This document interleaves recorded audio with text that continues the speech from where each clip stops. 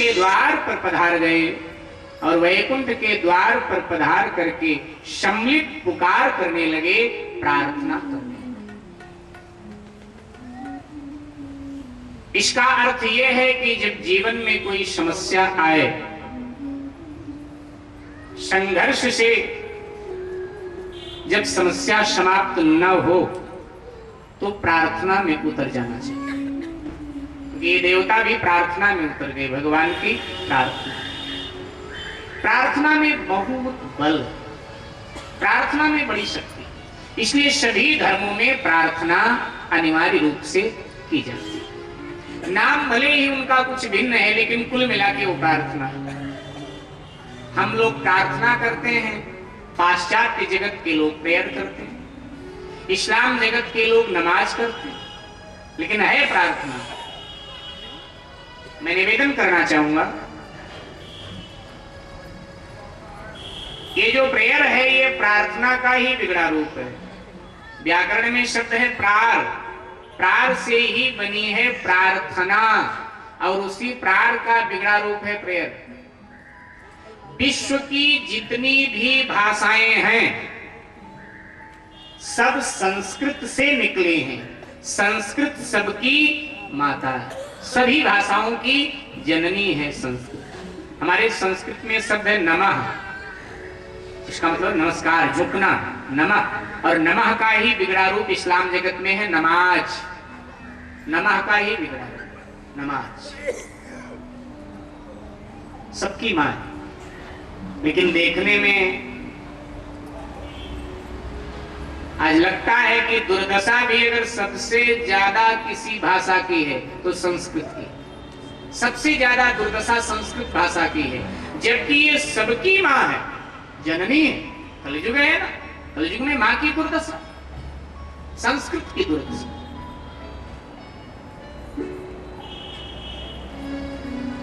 ना समाज उधर ध्यान देता ज्यादा, ना सरकार। सीमित हो गई कर्मकांड तक, अंत्येष्टि मुंडन विवाह तक सीमित। अंग्रेजी पढ़ना बुरा नहीं है, पढ़ना ही चाहिए, लेकिन इतनी संस्कृत आनी चाहिए कि हम कम से कम जो हमारा मूल मंत्र गायत्री है उसका शुद्ध उच्चारण हम कर लें।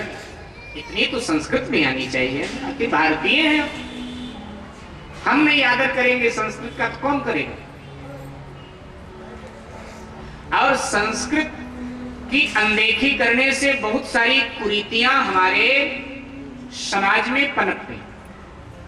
बुरा लगेगा क्षमा कीजिए, बहुत सारी कुरीतियां पनप गई संस्कृत का ज्ञान न होने से। गायत्री परिवार के संस्थापक आचार्य श्री राम शर्मा जी का एक लेख में पढ़ रहा था, उन्होंने बड़ा सुंदर लिखा इस बात में। उड़द जो होता है ना, काला उड़द, इसको संस्कृत में बोला जाता है मांस। वो वाला सा होता है, लखन वाला सा, लखन, मांस संस्कृत में बोला जाता है मांस। अब भैरव, काली आदि देवताओं को बताया गया ना काला उड़द चढ़ाने के लिए, तो संस्कृत में मांस लिखा गया ना। और अभिप्राय ना समझ करके मध्यकाल में जो अनपढ़ ब्राह्मण थे, अभिप्राय ना समझ करके वो मांस चढ़वाने लगे। काली को, भैरव को मांस चढ़वाने। एक औषधि है आयुर्वेद में अश्वगंधा। अश्वगंधा यज्ञ में उसकी आहुतियां डालनी चाहिए, उससे अमुक मंत्र से ये औषधि डाली जाए, अमुक लाभ है, ऐसा वेदों का कथन है। उसका अभिप्राय ना समझ करके अश्व घोड़े को भी कहते हैं, तो घोड़े की बलि दिलवाने लगी यज्ञ, अभिप्राय नहीं समझ, घोड़ा कटवाने लगे। एक औषधि है महिष्कंध। अब महिष का अर्थ भैंसा भी होता, तो वो औषधि न डलवा करके भैंसा कटवा करके एक में डलवा। मध्यकाल में ऐसा, उस समय बौद्ध धर्म का उदय हुआ, यज्ञ के विरोध में यज्ञ का विरोध हुआ। इतिहास के पाठक आप सबको पता है, इतिहास के पाठकों को पता है यज्ञ का विरोध हुआ कि जीव हत्या यज्ञ में कैसे। तो संस्कृत का अभिप्राय, संस्कृत भाषा का ज्ञान न होने के कारण अनेक कुरीति। भारतेंदु हरिश्चंद्र जी ने अपनी कविता में लिखा है कि निज भाषा उन्नति है सब भाषण कर मूल, बिन निज भाषा ज्ञान के मिटे नहीं अकर्षु। अपनी भाषा, अपनी परंपरा, अपनी संस्कृति का पूर्ण ज्ञान होना चाहिए। इस सबकी माता है, लेकिन इसकी आज दुर्दशा है। मैं निवेदन करना चाहूंगा आप सबसे, सभी जगह मैं निवेदन करता हूं, अच्छा लगे तो मानिएगा, नहीं आपकी इच्छा। मैं निवेदन करना चाहूंगा जब आप पूजा पाठ करते हैं तो पूजा पाठ में जहां तक हो सके ना संस्कृत के स्तोत्र बोला करो, संस्कृत की स्तुतियां बोला करो। भले ही अशुद्ध बोलो लेकिन बोलो संस्कृत, डरो मत। लोगों ने डरा दिया है कि अगर अशुद्ध हो गया ना भगवान नाराज हो जाएगा। भगवान तुनक मिजाजी नहीं कि अशुद्ध हुआ नाराज हो गया। अच्छा एक बात बताओ, आपका नन्हा सा बच्चा तुतली भाषा में बोलता है तब आप नाराज होते हैं या प्यार से गोद में उठाते हैं उसको? क्या करते हैं आप? हाँ जी, गोद में ले लेते हैं ना। तो ऐसे ही भगवान का और हमारा जो संबंध है ना वो माता पिता का है। प्रार्थना में आप बोलते हो ना त्वमेव माता, भगवान से पहला संबंध क्या बनाया कि हे भगवान आप हमारी माता हो और बाद में पिता हो। त्वमेव माता च पिता त्वमेव। तो जब वो हमारी माता है, पिता है, तो हम से अशुद्ध हो जाए वो नाराज हो जाएगा, हमको दंड देने लगेगा। नहीं नहीं, मरा मरा कहने वाला ब्रह्म ऋषि बनता है। ये भारत भूमि है, मरा मरा कहने वाला ब्रह्म ऋषि बन जाए। भगवान हमेशा अशुद्ध को शुद्ध बनाया करता है। इसलिए संस्कृत में प्रार्थना कीजिए, स्तुति कीजिए। इसके बाद में भगवान से कह दीजिए महाराज शुद्ध अशुद्ध का नहीं पता है, अगर अशुद्ध होगा तो अपने आप शुद्ध कर लेना, कोई बात नहीं। भगवान अपने आप से जहां तक थोड़ी बहुत अगर आती है संस्कृत तो हाँ, अगर बिल्कुल नहीं आती फिर छूट, फिर आप जो आपकी अपनी भाषा है आप अपनी भाषा में भगवान की प्रार्थना किया करें, लेकिन करें फिर किसी भी भाषा में करें, कैसे भी करें। भाव की शुद्धि भगवान देखा करता है, भाषा की शुद्धि नहीं देखा करता। एक पुस्तक में मैंने पढ़ा था कि एक गणरिया था। हमारे भारतीय जातियों में एक जाति होती गणरिया, भेड़ बकरी पाला करता था, अकेला था बेचारा, भगवान का बड़ा भक्त था लेकिन था अनपढ़। अब शाम को भेड़ बकरियों को बांध देता, रोटी बना के खा लेता और जब बिस्तर पर पड़ जाता तो प्रार्थना करता था। उसका यही ऐसे ही नियम था पूजा का। तो प्रार्थना करता था कि हे परमात्मा, मैंने सुना है तू भी अकेला है, मैं भी अकेला हूँ, मैं अकेला उब जाता हूँ कई बार, तो या मेरे पास आया मुझे अपने पास बुला, दोनों बात किया करेंगे कभी कभी। मैं अकेले होने के कारण कभी रोटी बनाता, कभी भूखे पेट सोता हूँ, तू भी शायद ऐसा ही करता होगा, तो मेरे पास आ जा, कभी मैं तेरी रोटी बनाऊंगा और कभी तू मेरी रोटी बना दिया करना। फिर कहता है हे प्रभु मेरे कपड़े भी बड़े मैले हैं, टाइम नहीं मिलता धोने का, तेरे कपड़े भी मैले होंगे क्योंकि अकेला है, इसलिए तू आ जा मेरे पास, कभी हम तेरे कपड़े धोएंगे, कभी तू मेरे धो दिया करना, बड़े प्यार से दोनों रहा करेंगे, क्योंकि हम तुम एक एक हैं, अकेले अकेले। फिर सर खुजलाता है, कहता है मेरे सर में बड़ी जूं है प्रभु, और मैंने सुना है आप भी बड़े लंबे लंबे केस रखते हो क्योंकि आपका नाम केशव है, तो आपके केस में भी जूं होंगी, तो आप आ जाओ, मेरे सर के जूं निकाल दिया करना और मैं आपके सर के जूं निकाल दिया करूँ। इतने में एक संस्कृत के बहुत बड़े विद्वान महात्मा वहां से निकल रहे थे। उन्होंने ये सब सुना तो उन्हें बड़ा क्रोध आया कि कैसा आदमी भगवान के लिए ऐसा बनाया, चुप, क्या बता रहा है। एकदम बेचारा हड़बड़ा कर खड़ा हो गया, प्रणाम किया, बोले बाबा मैं पूजा कर रहा हूँ। बोले मूर्ख कहीं का, ये पूजा होती, बिस्तर पर पड़े पड़े पूजा कर रहा है, ऐसे पूजा प्रार्थना की जाती है। ये तो भगवान की सत्ता का तू अपमान कर रहा है कि मेरे जूं निकाल दो, मेरे कपड़े धो दो, मेरे रोटी बना दो। उसने कहा बाबा जी प्रार्थना कैसी होती है? महात्मा जी ने कहा मैं दुनिया को प्रार्थना सिखाने ही आया हूँ। बोले महाराज क्या होती है प्रार्थना? अब महात्मा जी तो संस्कृत के विद्वान थे, सो महात्मा जी ने श्री सूक्त, पुरुष सूक्त, वेद की बड़ी बड़ी ऋचाएं बोलने लगे। अब वो बेचारा डर के मारे हाँ हाँ करता रहा, सुनता रहा, कुछ समझ में तो आया। अब महात्मा जी चले गए और वो भूल गया। अगले दिन उसने भोजन वोजन किया और भोजन करके लेट गया, प्रार्थना किया ही नहीं, क्योंकि जो वो रोज प्रार्थना करता था महात्मा जी ने उसे अपराध बता दिया है। जो महात्मा जी ने सिखाया उस बेचारे को आए ना, क्योंकि पढ़ा लिखा था नहीं, भूल गए।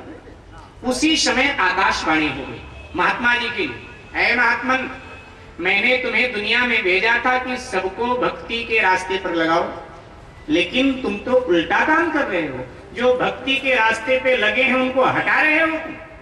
उन महात्मा जी ने कहा, प्रभु मैंने क्या अपराध किया?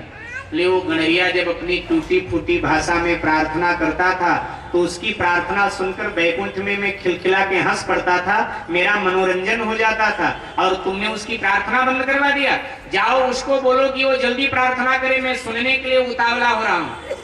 दौड़े दौड़े महात्मा जी आए, उस गणरिया के चरणों में गिर पड़े और कहने लगे, भाई तू जो रोज प्रार्थना करता था ना वही किया कर, क्योंकि तेरी प्रार्थना भगवान सुन भी रहा है और कबूल भी कर रहा है, लेकिन मेरी सुन ही नहीं रहा है, क्योंकि मुझ में अहंकार है विद्या का कि मैं बहुत बड़ा विद्वान हूँ, इसलिए मेरी सुनता ही नहीं है, और जब सुनता नहीं तो कबूल कहाँ से करेगा।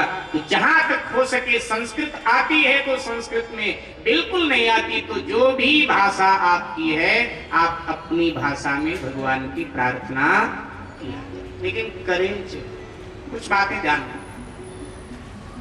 आपकी जो भी भाषा है, अपने परिवार में अपने बाल बच्चों में कृपया अपनी भाषा में बात किया।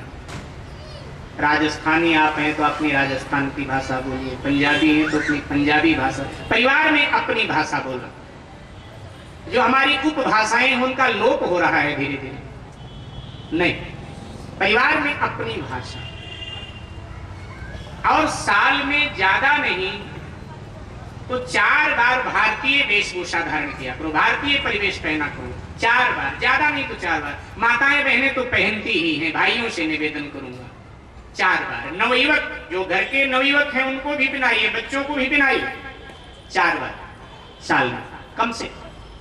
जब भाई राखी बंधवाए अपनी बहन से तो भारतीय वेशभूषा में उस दिन रहे। धोती कुर्ता ना सही तो कुर्ता पैजामा तो पहना जा सकता है, कुर्ता पैजामा उस दिन पहने, भारतीय वेशभूषा में। तिलक लगाए मस्तक, हो सके जब दशहरा पूजते हो भारतीय वेशभूषा, दीपावली वाले दिन जब लक्ष्मी पूजन करने बैठो भारतीय वेशभूषा, अपने जन्मदिन पर भारतीय वेशभूषा, और जब आपके शादी की सालगिरह हो तो उस दिन भी भारतीय वेशभूषा में रहें। भारत माता को बड़ी प्रसन्नता होगी जब वो भारतीय वेशभूषा में अपने संतानों को देखेगी। तो भारतीय वेशभूषा उस दिन जरूर धारण किया करें, थोड़ा सा तिलक भी मस्तक पर लगा लिया करें। भारतीय, आखिर भारतीय हैं ना भाई, हमारी परंपरा। इस तिलक के लिए, इस जनेऊ के लिए कितनी बड़ी बलिदानी हमारे महापुरुषों ने दिया। गुरु तेग बहादुर सिंह जी महाराज ने अपना शीश तक कटवा दिया।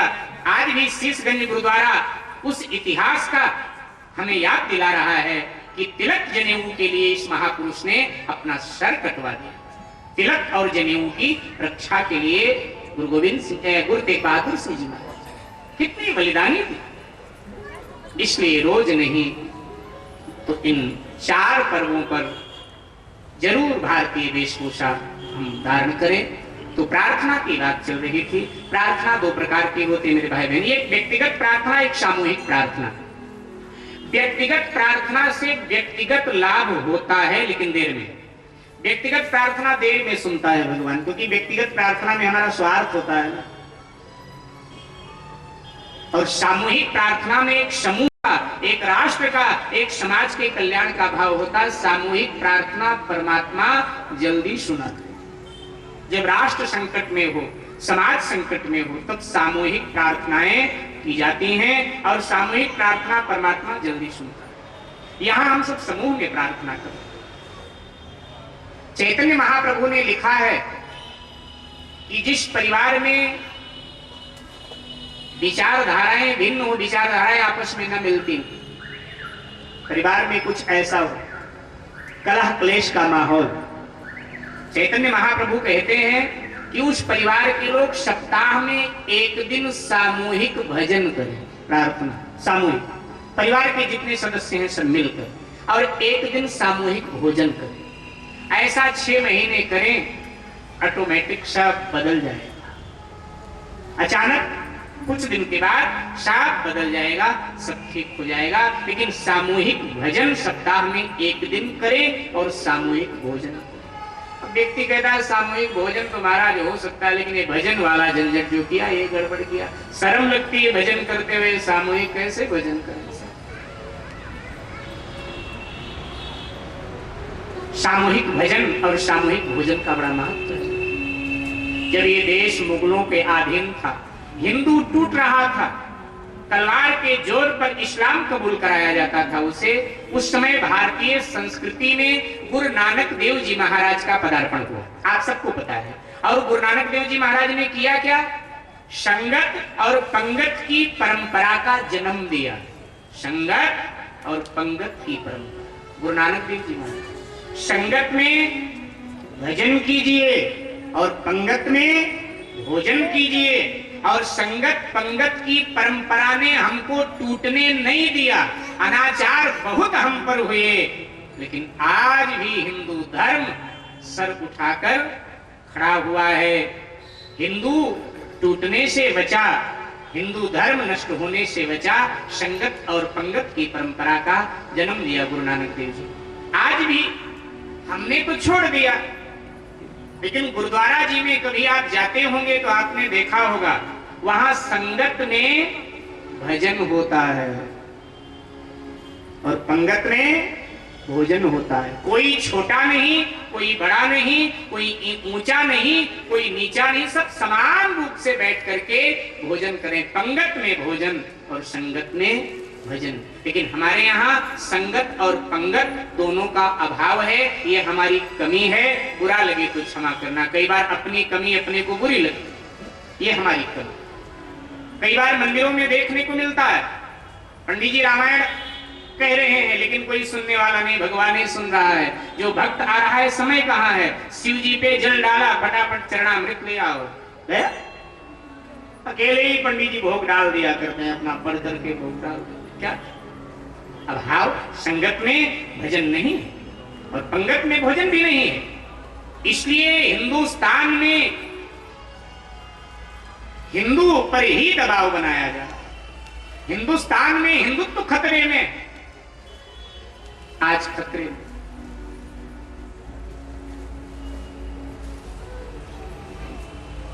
कानून बन रहा है,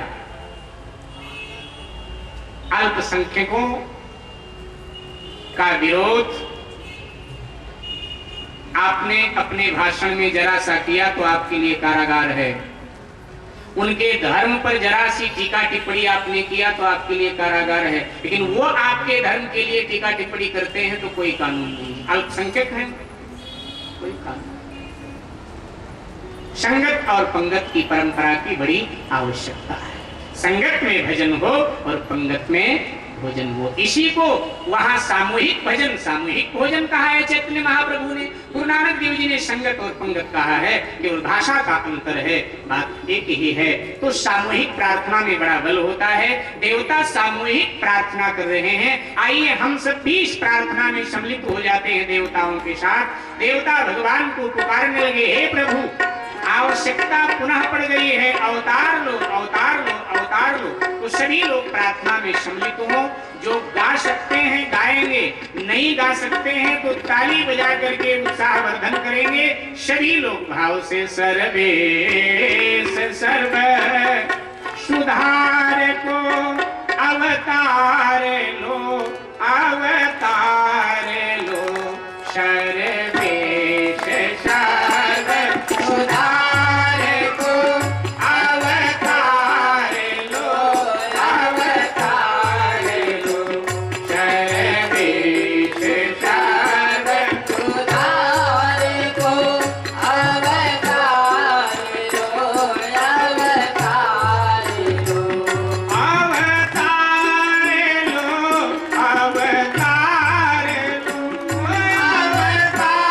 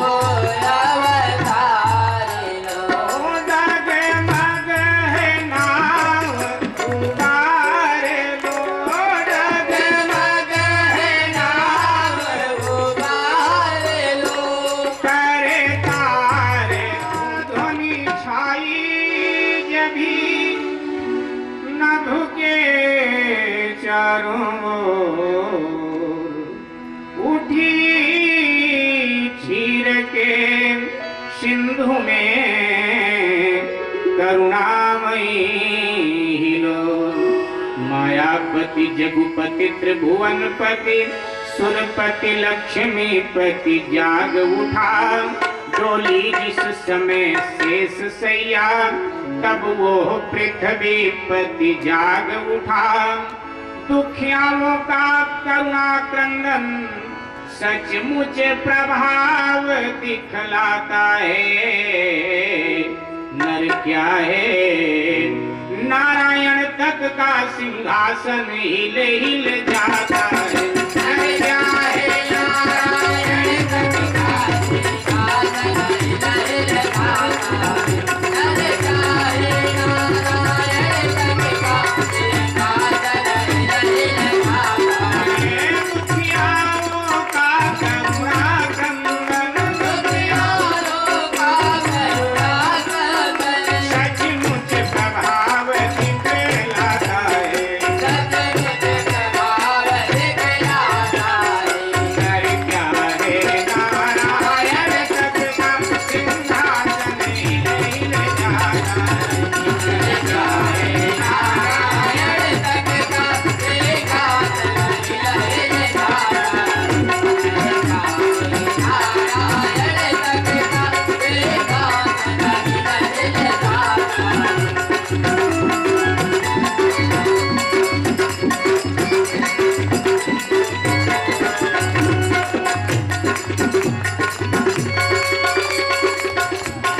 जब ये सम्मिलित कार सामूहिक प्रार्थना परमात्मा के कान में पहुंची, शेष सैया हिलने लगी।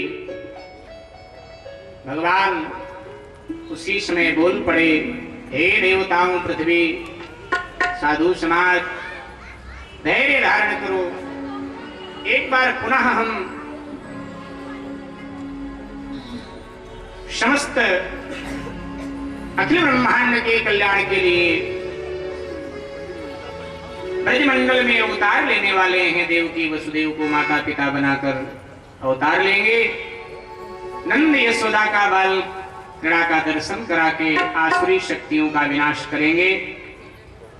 देवता सब प्रसन्न हो उठे, अपने अपने लोक को जाने लगे। ब्रह्मा जी ने देवताओं का रास्ता रोक लिया। ब्रह्मा जी ने कहा, नारायण तुम्हारे लिए नर बनने जा रहा है, इसलिए तुम सब भी अपने अपने रुचि के अनुसार रूप लेकर के जाओ ब्रजमंडल में और भगवान के लीला सहचर बनकर उनकी लीला में सहयोग करो। कोई देवता गाय बन गया, कोई गोपी, कोई बछड़ा, कोई ग्वाल, कोई वृक्ष, कोई लता, कोई पत्थर, कोई कुछ और सब बन करके नाना रूप लेकर ब्रजमंडल में आ गए भगवान के आने की प्रतीक्षा कर। भगवान आए, भगवान आए, प्रतीक्षारत सुखदेव जी महाराज वर्णन करते। ध्यान दीजिए, जब जीवन में समस्याएं आए तो संघर्ष कीजिए, दुख आए तो संघर्ष कीजिए। संघर्ष से सफलता मिली ठीक है, नहीं मिली तो प्रार्थना कीजिए, लेकिन प्रार्थना से तत्काल बाद दुख दूर नहीं होगा। तो सुखदेव जी कहते हैं प्रार्थना के बाद में प्रतीक्षा कीजिए। यहाँ देवता लोग भी तो प्रतीक्षा कर रहे हैं प्रार्थना के बाद। भगवान जिसे मिला जब मिला प्रतीक्षा से मिला है, भगवान कभी परीक्षा से नहीं मिला है, इसलिए प्रतीक्षा करनी चाहिए। और भक्ति मार्ग में तो प्रतीक्षा की बहुत जरूरत है, बहुत जरूरत। एक महात्मा 40 साल से भगवान के मंदिर के द्वार पे नाचता, 40 साल नाचते गाते हो। 40 साल के बाद में मंदिर से आवाज आई, ऐ महात्मा, मैं तेरे भजन को नहीं स्वीकार कर रहा हूं। महात्मा और जोर जोर से गाने लगा, नाचने लगा खुश होकर। तो कुछ हमारे आप जैसे लोग वहां बैठे थे, बोले तुझे तो रोना चाहिए, अब काहे को नाच रहा है? तूने सुना नहीं?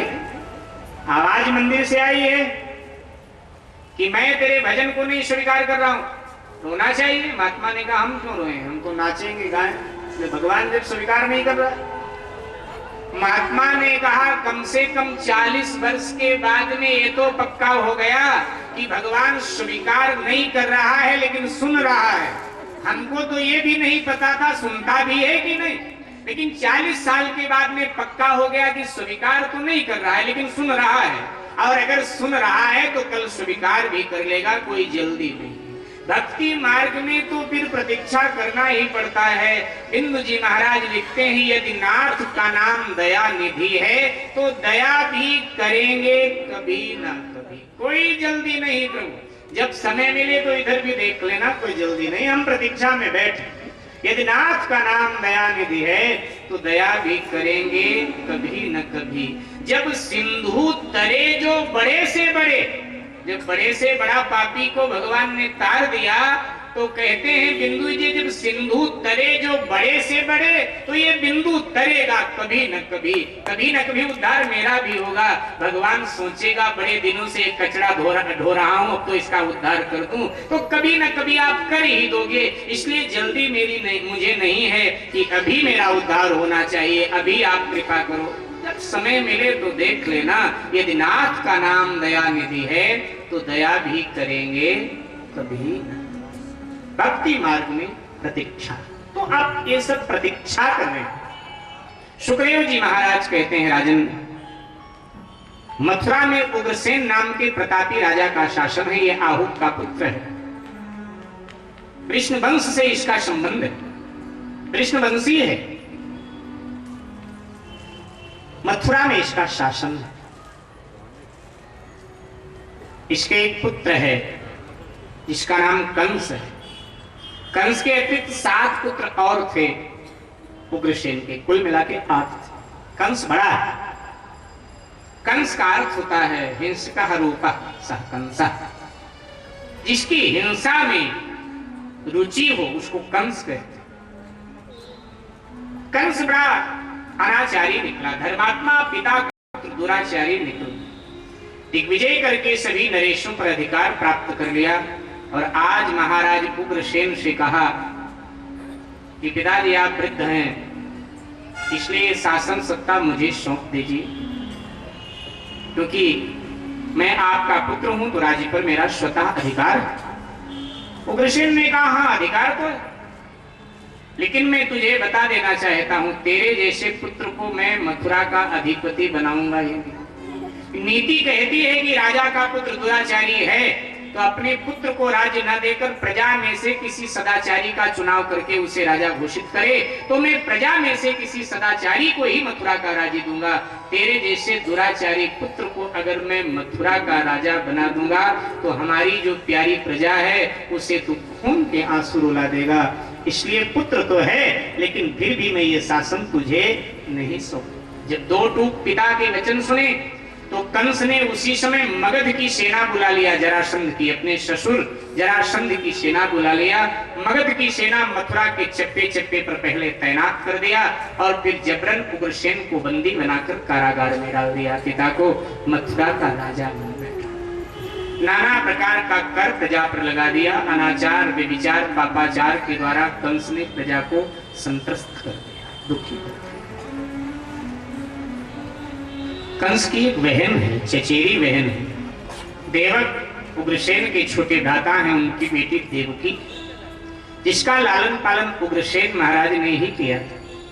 देवक की मृत्यु हो चुकी थी, देवकी विवाह के योग्य है। कंस ने सोचा क्यों ना इसका विवाह कर दिया जाए, कोई योग्य घर पर देखा जाए। कंस ने मथुरा निवासी वसुदेव जी का ही चुनाव किया है वर के लिए। ये शूरसेन के पुत्र है वसुदेव जी महाराज। वसुदेव जी महाराज उग्रसेन के कभी सामंत होते थे। वसुदेव जी का इसने चुनाव किया। अब अन्यान्य पुराणों में अगर हम जाएं, ध्यान दीजिएगा, भागवत को छोड़कर अन्यान्य पुराणों में अगर हम जाते हैं तो अन्यान्य पुराणों में यह प्रमाण प्राप्त होता है कि वसुदेव जी को देवकी ब्याहने का अर्थ था कंस एक राजनीतिक लाभ लेना चाहता, इसलिए वसुदेव जी को अपनी बहन दे रहा है। और पुराण बताते हैं, भागवत नहीं बताती, भागवत में तो सीधे बताया गया ब्याह कर। और पुराणों में ऐसा जिक्र है, हरिवंश आदि पुराणों में ऐसा जिक्र आता है। मगध पर जब कंस ने आक्रमण किया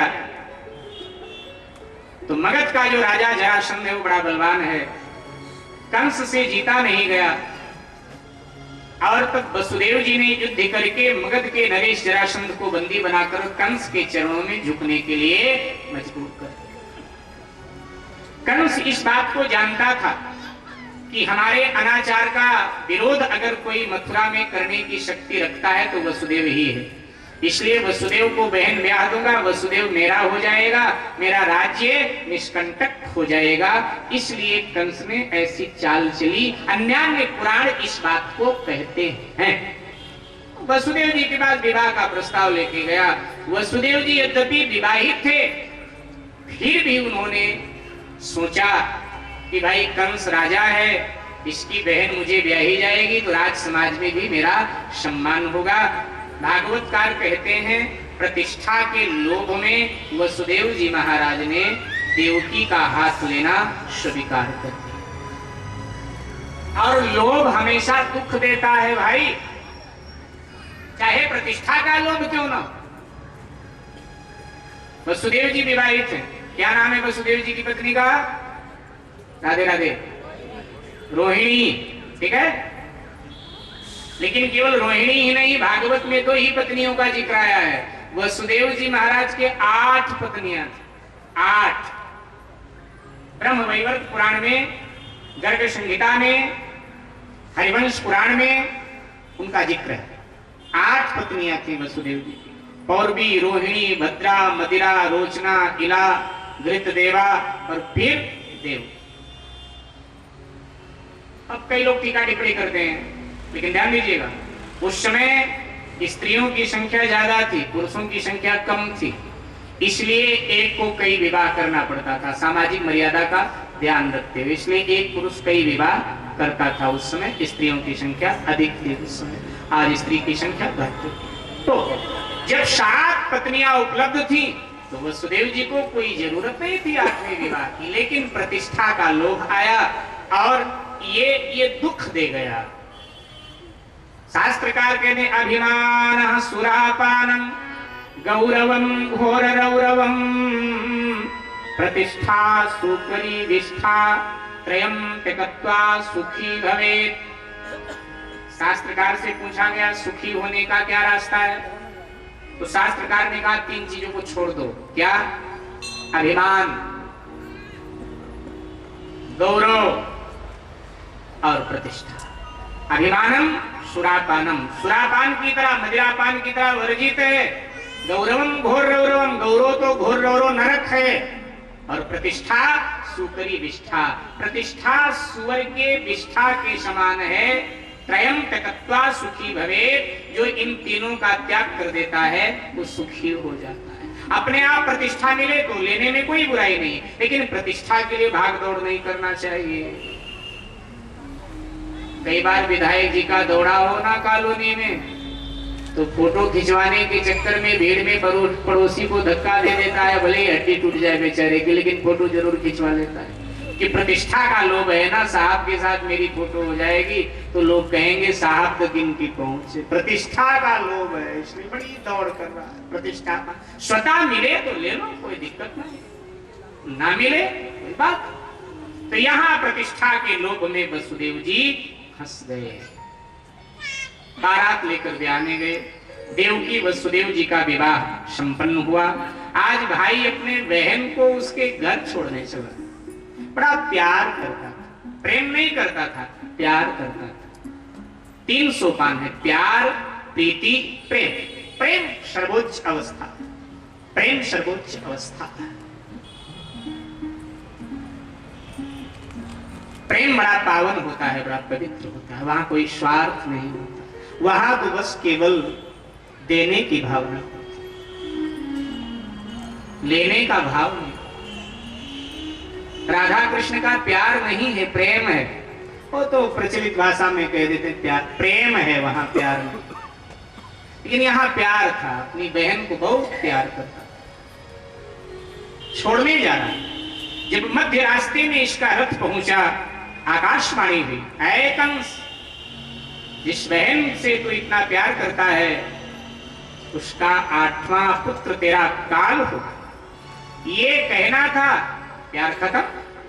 स्वार्थी का प्यार तब तक रहता है जब तक उसके स्वार्थ में बाधा ना आए। जहां बाधा आती है प्यार खत्म। प्रेम होता तो बात ही अलग थी, प्यार था। इसलिए जैसे ये सुना प्यार खत्म, रथ से नीचे कूद पड़ा, देवकी के केसों को पकड़कर धड़ाम से पृथ्वी पर पटक दिया, सीने पर बहन के पांव रख दिया। बहन है और बहन के सीने पे भाई का पांव। अरे बहन के चरण में भाई का माथ अच्छा लगता है, लेकिन बहन के सीने पर आज भाई ने अपना पांव रख दिया। म्यान से तलवार खींच लिया देवकी को मारने के लिए। भयभीत देवकी के आंखों से आंसू बहे, देवकी के अपने तन बदन वस्त्र को गीला कर दिया। देवकी कहने लगी, भैया मेरा कोई कसूर नहीं, इसमें मैं क्या कर सकती हूँ? मैं आपकी बहन हूँ, आपने मुझे बेटी की तरह पाला है, आप मुझे मत मारिए, मैं अबला हूँ, अनाथ, आपकी सिवाय मेरा है कौन दुनिया। लेकिन कंस में दया नहीं आई। वसुदेव जी ने विचार किया, ये अहंकारी, इसका विरोध करूंगा तो भी मुझे सफलता नहीं मिलेगी, क्योंकि इसके पास सैन्य शक्ति है, ये राजा है। वसुदेव जी विरत से कूद पड़े, कंस के कंधे पे हाथ रख करके कहा, राजन आपकी यश पताका पूरे विश्व में लहरा रही है कि कंस बहुत बड़ा योद्धा है, लेकिन अगर आप अपनी बहन को मार डालोगे, आपकी यश पताका पर काला धब्बा लग जाएगा। कोई भी पुरुष कभी नारी पर हाथ नहीं उठाता, ये नारी है और रिश्ते में आपकी बहन है, भाई बहन की हत्या कर दे, ऐसा अब तक तो नहीं सुना गया। आगे की मैं कुछ नहीं कह सकता, लेकिन अब तक नहीं सुना गया किसी भाई ने अपने बहन की हत्या की। राजन एक विकल्प है, अगर आप मान लोगे तो आपका काम भी हो जाएगा और देवकी के प्राणों की रक्षा भी हो जाएगी। क्या विकल्प है? वसुदेव जी ने कहा, देवकी से आपको कोई भय नहीं, कोई खतरा नहीं, आपको खतरा है देवकी के संतानों से, और मैं ये आपको वचन देता हूं कि देवकी की जितनी संतानें होंगी वो संतानें में लाके आपको दे दूंगा, आप देवकी के संतानों को मार देना, लेकिन देवकी को आप छोड़ दें। होनी बस कंस मान गया। उसने कहा, वसुदेव जी आपने उचित समय पर ये बात कहकर बहुत बड़े पाप से आपने मुझे बचाया, लेकिन सुनो, मैं आप दोनों को आप दोनों के घर नहीं जाने दूं। आप दोनों के लिए मथुरा का कारागार है, कारागार में रहना पड़ा। वसुदेव जी ने हाँ कर लिया और फिर तो वसुदेव और देवकी दोनों के हाथ पांव में हथकड़ियां बेड़ियां डाल करके और उन्हें मथुरा के कारागार में डाल दिया। नाना प्रकार की यातनाएं दी जा रही हैं, नाना प्रकार का कष्ट दिया जा रहा है। मेरे भाई बहन, जीवन में पहले दुख आता, सुख बहुत बाद में आता। हम सीधे सुख पाना चाहते, हम सीधे आनंद में जाना चाहते, नहीं, पहले तो दुख ही मिलेगा, सुख बाद में।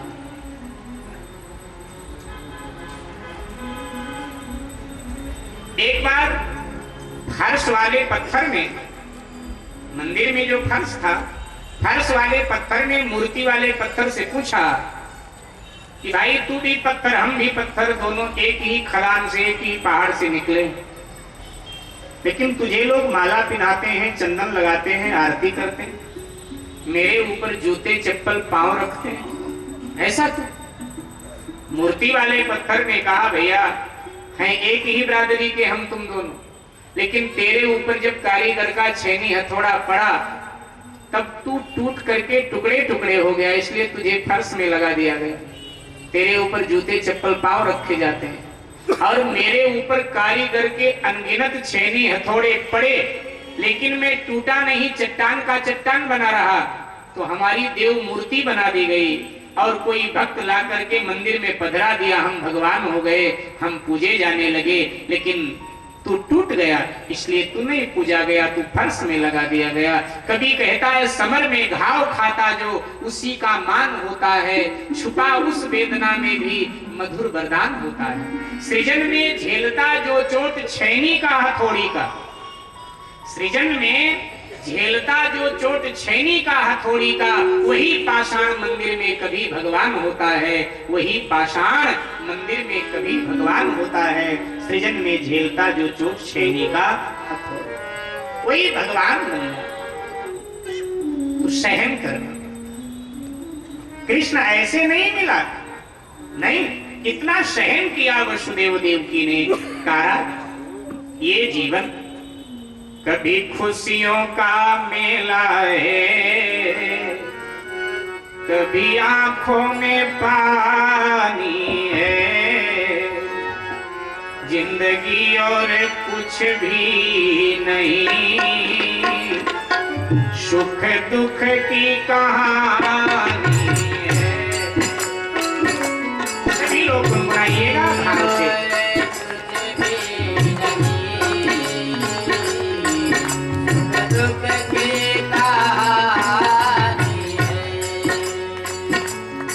कभी खुशियों का मेला है, कभी आंखों में पानी है, कभी खुशियों का मेला है, कभी आंखों में पानी है, जिंदगी और कुछ भी नहीं, सुख दुख की कहानी है, जिंदगी और कुछ भी नहीं, सुख दुख की कहानी है।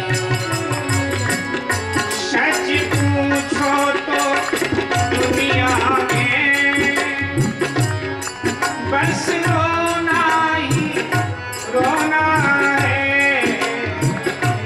सच पूछो तो सभी लोग आइएगा। बस रोना ही रोना है, जिंदगी जिसे कहते हैं, कांटों का बिछोना है,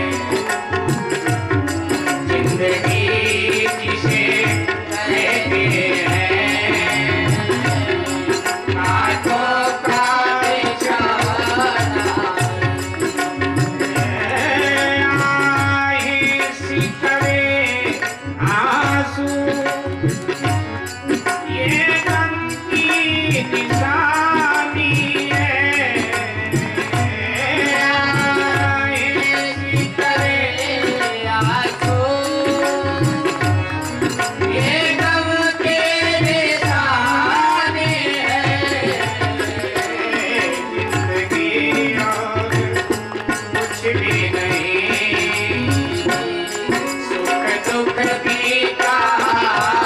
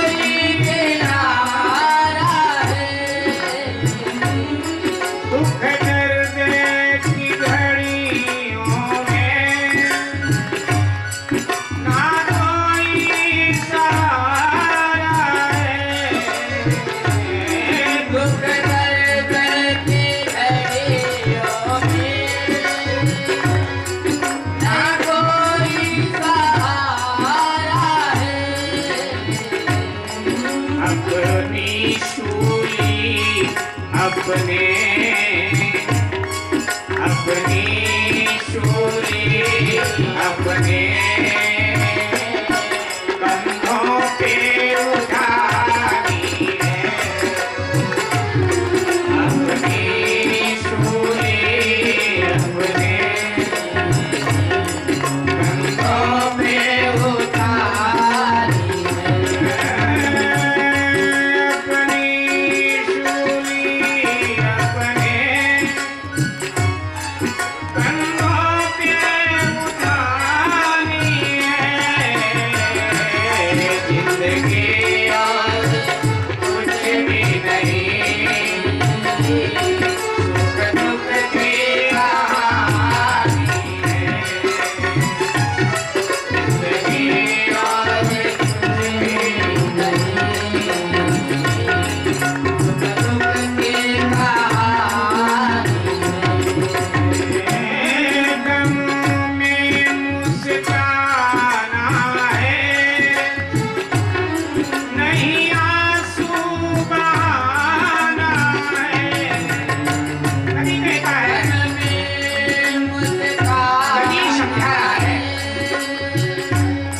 नहीं